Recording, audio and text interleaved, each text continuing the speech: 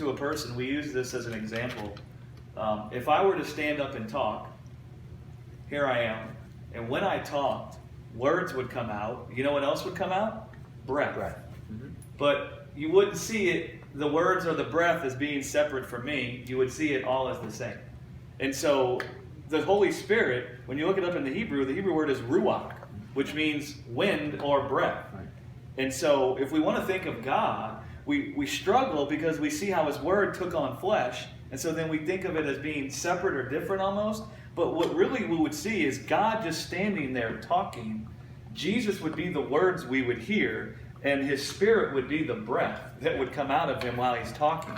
Right? But we wouldn't say they were different, or that, like Jacinta's saying, he sent someone else. No, we would see it as him.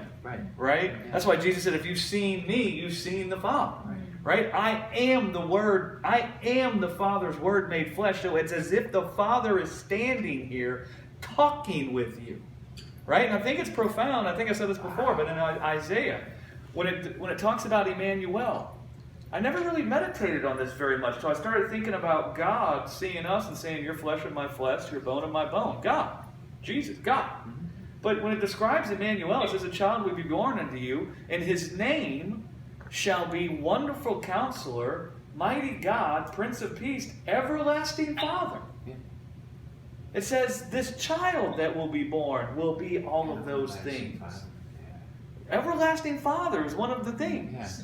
Right? And so I think it's definitely something to consider that we tend to compartmentalize. Right? And when we think of Jesus, there's so many things we can see revealed in Jesus, that we could see in Jesus revealed as the Son of Man, but we never want to lose sight of the fact that Jesus is God, come in the person.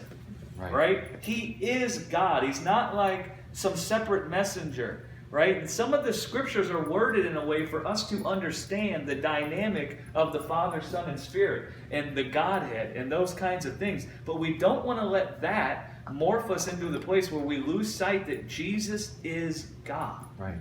Right? Yep.